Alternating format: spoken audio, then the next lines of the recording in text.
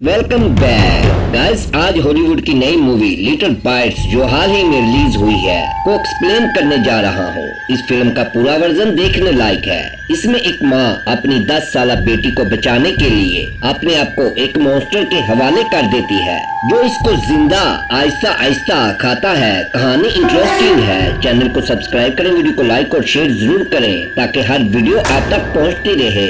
इससे पहले 2024 की हाल ही में रिलीज हुई हेयर आफ्टर एक्सप्लेन की है जो कि हॉरर थ्रिलर है। इस वीडियो का लिंक डिस्क्रिप्शन में मौजूद है। तो शुरू करते हैं आज की वीडियो।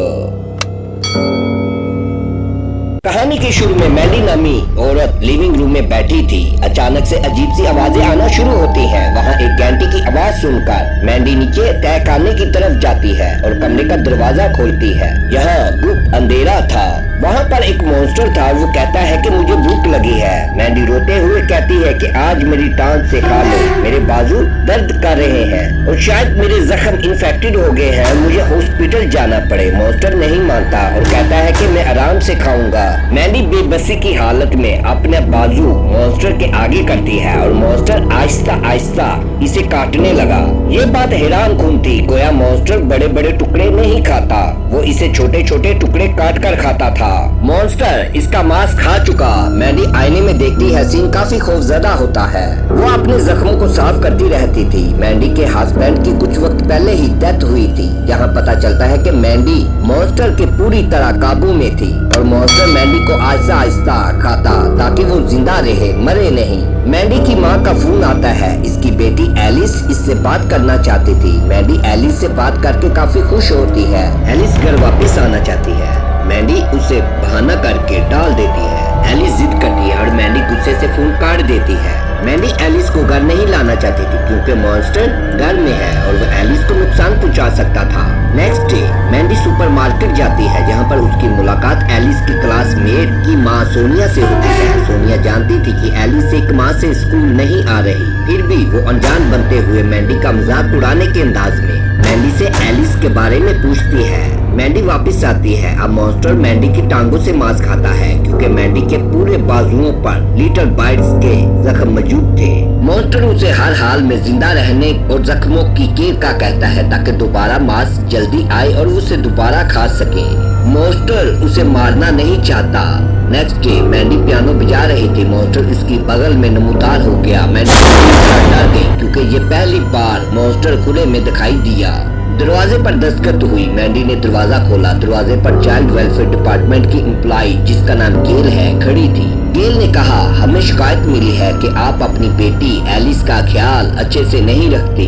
मैंडी को ये सुनकर काफी गुस्सा आता है लेकिन वो गेल को घर के अंदर आने से नहीं रोक सकती थी क्योंकि इस तरह पुलिस आ जाती क्योंकि इस मुल्क का बच्चों की प्रोटेक्शन का कानून काफी सख्त था। गेल घर के अंदर हर कमरे की जांच करती है और एलिस को ढूंढती है। मैंडी उसे बताती कि एलिस अपने नानी के घर पर है। अचानक तहखाने से आवाज आती है। गेल मैंडी के रोकने के बावजूद नीचे तहखाने के कमरा खोलती है। मैंडी ये देखकर हैरान होती है कि मॉन्स्टर वहाँ पर मौजूद नहीं। गेल मैंडी को एलिस को घर वापस लाने का कहती है ताकि वो एलिस से मिल सके। मैंडी ये सुनकर काफी परेशान हो जाती है क्योंकि घर में मॉन्स्टर था और वो एलिस के लिए खतरा हो सकता था। गेल के जाने के बाद मैंडी हिम्मत करके मॉन्स्टर से बात करती है। मेरी बेटी को ना छुए। मॉन्स्टर कहता है कि तुम्हें कुछ मांगने का इख्तियार नहीं, ये बेकार बात ना करो।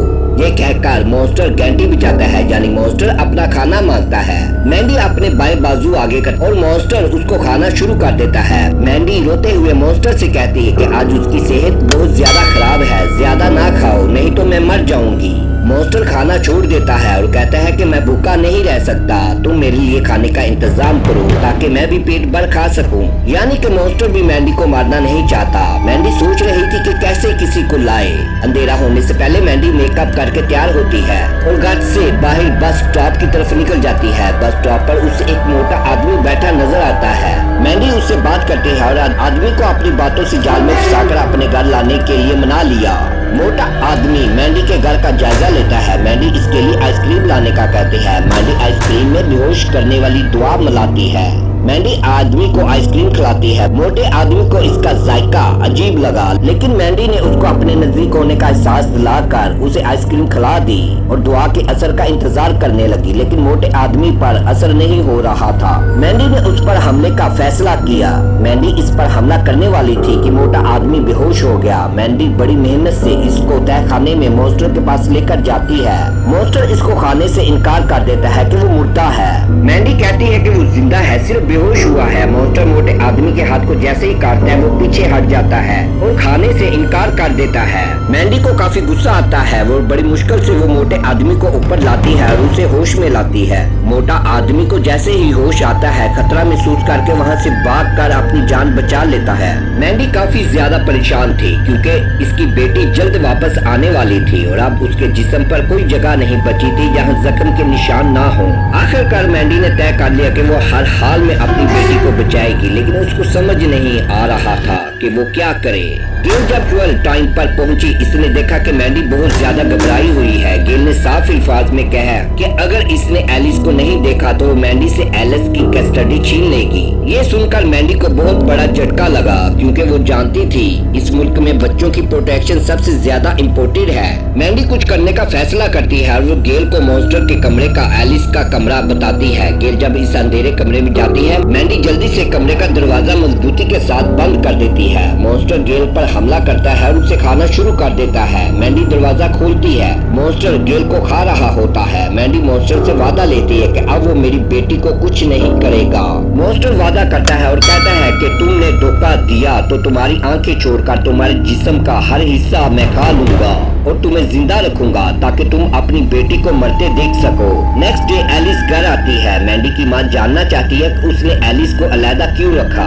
एलिस कहती है कि वक्त आने पर वो सब कुछ बता देगी। मैंडी एलिस के साथ खाना खा रही थी तो मैंडी ने एलिस को बचपन में मॉन्स्टर के बारे में बताया था कि वो एक कहानी है लेकिन मॉन्स्टर हकीकत में है। एलिस को यकीन न हुआ तो वो उसे इस कमरे में लेकर गई, लेकिन वहाँ कुछ न था। एलिस को लगा उसकी माँ दिमागी तौर पर बीमार हो चुकी है। दिन गुजरते गए। चाइल्ड डिपार्टमेंट से गेल को ढूंढता हुआ एक और आदमी आता है और गेल के बारे में पूछता है। मैंडी कहती है वो एलिस से मिलकर वापस चली गई। आदमी ने एलिस से मिलने का कहा।